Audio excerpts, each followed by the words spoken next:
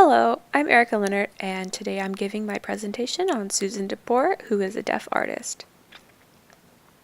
I wanted to start out with a quote that I thought kind of defined who she is as an artist and who she is in the deaf community. As an artist who is deaf, I'm constantly exploring my identity as a deaf woman. I've been painting within this theme for the past 10 years, and my perspective has changed throughout the years. There were moments when I vented my emotions, and others when I wanted to celebrate the uniqueness of deaf culture and seek the ironies of being deaf in a hearing world. So Susan was born in Lake Geneva, Wisconsin, but she actually grew up in Milwaukee, and she wasn't the only hearing impaired person in her family. She was born deaf, and she has an older brother who is also hard of hearing. She has said that she enjoyed and is inspired by children's books illustrations that she read when she was younger. A lot of that influences her art that she does now, and she has been painting since she was little. Some education history on Susan.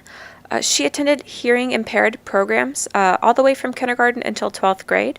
And then in 1987, she was enrolled in the National Technical Institute for the Deaf, or NTID, and then was also enrolled at RIT and was a student majoring in illustration. She later transferred to the School of the Art Institute of Chicago, and there she received her bachelor's in fine arts. After that, she went on to go to the University of Rochester and NTID, where she got her master's in deaf education and art education. Some teaching experience she actually has. She taught at NTID and the Wisconsin School of the Deaf. There she taught English and art. And she's also considered a DVIA artist, which stands for Deaf View Image Art. Some other experience she has, she's worked at an animation studio for over a year, and she's done several exhibits at colleges and galleries. Here's one of her most famous and influential pieces called The Family Dog. It's acrylic on canvas, and it was done in 1991. Several people I found online had said that they really connected with this piece, and it resonated within the deaf community very well. Some of her art themes include hands and eyes. Throughout several of her pieces, you'll notice the use of hands everywhere. There's lots of eye movement almost in the pieces, you can tell. And she also does a lot of various sign language signs and letters. A lot of the times when she uses the hands in the painting, they're actually signing something.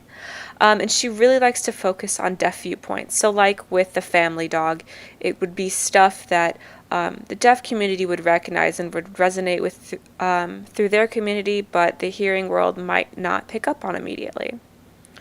This is another one of her pieces, which is an oil on canvas. It was done in 2006. As you can tell, there's a lot of like the hand movement, like I mentioned earlier, which is very interesting. It's just a very prominent theme in all of her paintings.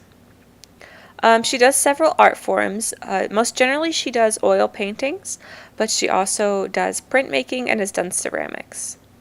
Here are some of her awards and showcasings. In 2004, she received the Wisconsin Arts Board Fellowship. Some places she's showcased her works at include the James Watrous Gallery, at the Overture Center for the Arts in Wisconsin, also the Dyer Arts Center at Rochester, New York, and the Marion Gallery in Milwaukee, which is where she grew up. Here's one of her ceramic pieces. This is actually 3 different pieces, but they all kind of go in a set. The first one here on the left is Crash the Bighorn Sheep. The second is Escape the Impala, and the third is Lost Land the Pronghorn. As you can tell with all of these, they each have a couple more limbs than they would actually have in real life. Crash has 4, Escape has, it looks like 3, and Lost Land has 4 as well. And if you look closely, you can tell that they're all signing something. This is one of my favorite pieces, Ganesha Child. It's an oil on canvas done in 2000. This also focuses on hands. You can tell the figure has several hands, and there are also hands on the edges of the piece here. And then here's my works cited, just some of the sites that I used to finish out this presentation. So thank you.